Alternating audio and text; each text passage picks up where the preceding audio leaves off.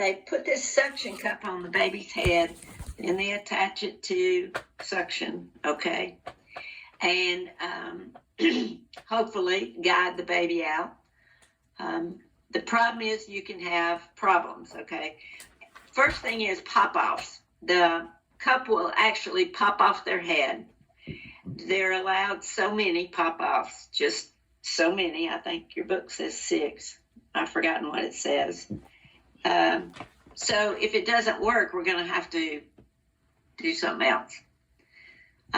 Push that baby back up, do a C-section, all kind of things can be done.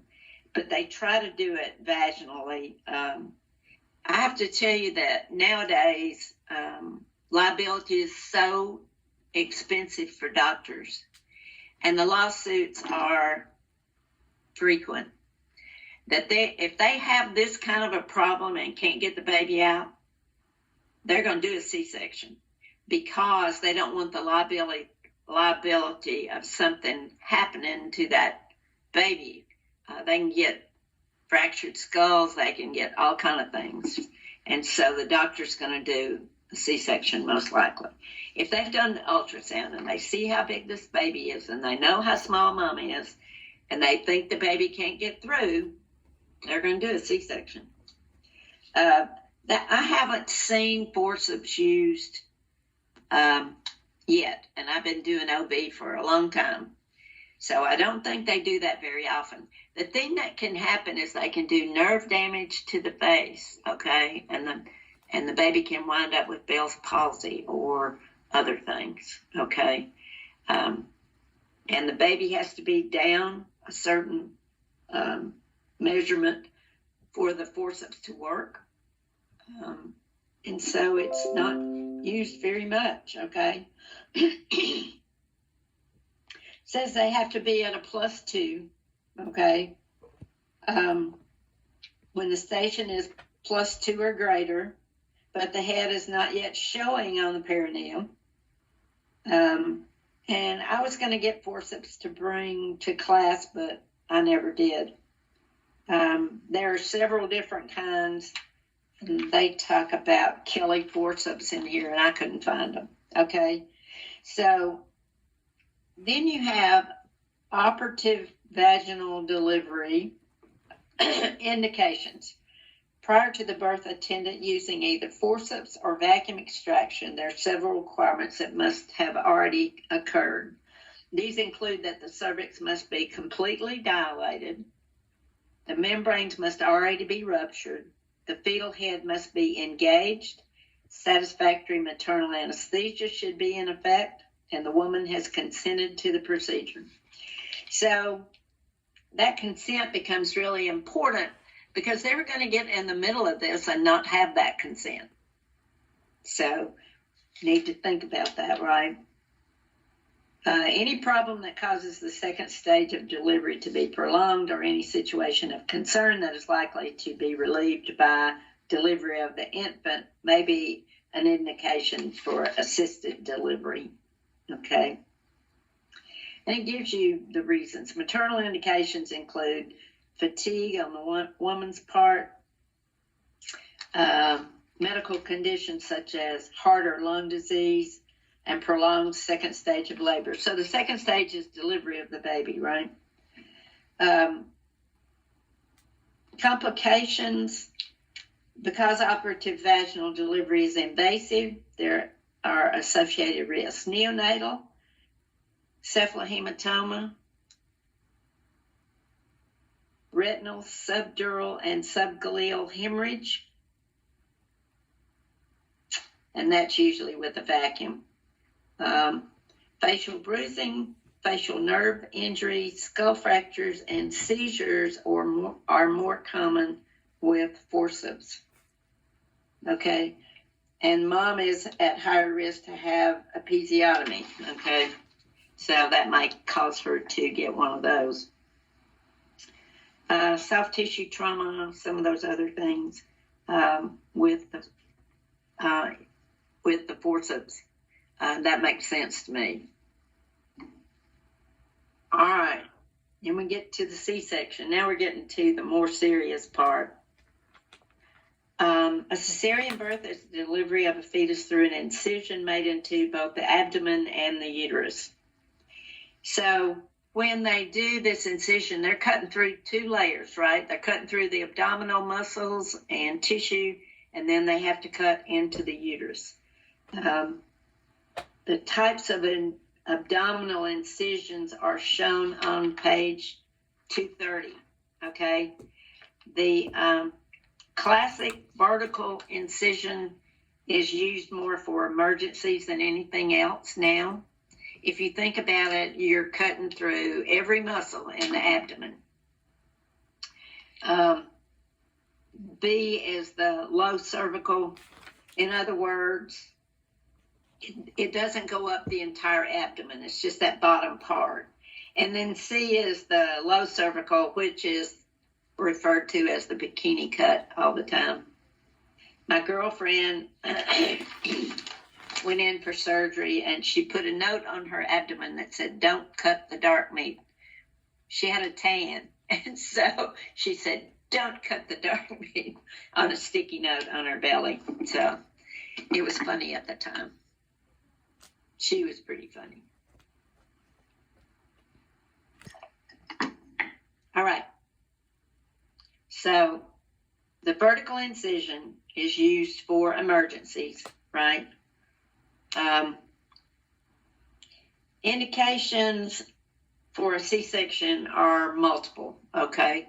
Baby gets in trouble, they got to do something fast.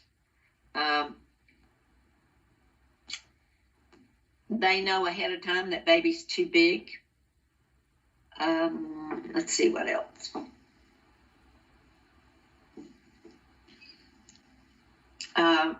We could have a placenta previa and some other placental problems, which would cause them to do a C-section. Incidents, birth by C-section were rare before the development of antibiotics and antiseptic surgical techniques. Moms had a terrible incidence of infections. The C-section rate in the United States was 32.2% of all deliveries in 2014, and this rate was down from the high of 32.9 in 2009. They have a lot of different ways to take care of problems now. They don't just go do C-section. Although doctors make that decision individually, there's no rule, there's no set thing that they do. You have to understand that the doctor's in charge. All of this is doctor's idea, okay? Risk for a C-section, first thing is it's a major surgery. You have to kind of enforce that with moms who want an elective C-section. I don't want to go into labor. I just want to go in there and then just cut me open and take the baby out because I don't want to go through the pain of labor and delivery. Well, it's a real surgery. It's a big deal, and recovery is a big deal, okay? So you need to enforce that on her, reinforce that. The risk to the fetus as well, you could be delivering a premature baby. The size of the baby is not always indicative of the age of the baby, okay? If a mom doesn't know when her last period was, if it was, iffy, if we couldn't figure it out, we could be delivering a premature baby that was in trouble. So, factors contributing to the rise in cesarean deliveries is box 11-2. Change in perception of the risk by the healthcare providers and pregnant women. Increase in the percentage of pregnant women who are carrying their first child. Rise in the number of older pregnant women. More labor inductions for non-medical reasons.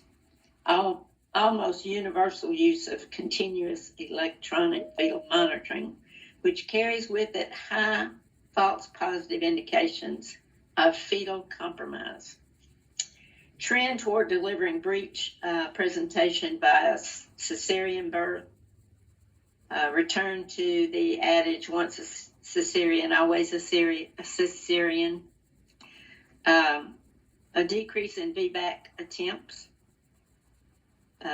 Increasing concerns regarding malpractice litigation. That's on the part of the doctor. Increased prevalence of multiple gestations. That's because of the infertility and implanting more eggs than one, the IVF. New phenomenon of cesarean by demand. Okay, mom just wants a C-section, but you need to reinforce that it's real surgery. It's not minor. All right, maternal complications. The most common postoperative complication associated with a C-section is infection. And this is a really good picture of an incision that is infected. A lot of time they'll dehisce. Do y'all know what dehisce is? Dehiscence. When something rolls out, doesn't heal, opens up. And the staples start coming out when that happens. It's too much moisture, I guess, but the staples will come out, usually on the ends of the incision. But that's what it looks like, okay? Incision types, we talked about that a little bit. Fetal complications, I didn't do that. Fetal complications are usually respiratory. They don't get that vaginal squeeze that squeezes all that fluid out of their lungs. Their lungs are fluid filled. We know that. And so if they don't go through the birth canal, that doesn't all get squeezed out. Now, there'll be suction in the delivery room. We know that. They'll be turned and whatever, and they'll get rid of a lot of it. But you'll get babies who are just goopy. They'll just drool and spit up, and problem is their O2 sat will go down. They've got this fluid in their lungs. So we need to be diligent about that bulb syringe and keeping them sucked out, okay? All right. What? Yeah. This is Rahel. I'm here. Oh, okay. Thank you. All right. I gotcha. Hey, Miss White, it's Erica. I'm here too. Okay. I started without you. No, I was here when you called my name. I was making green pancakes for my kids, but I'm here. Oh, I want pancakes. I'll send you some. Okay.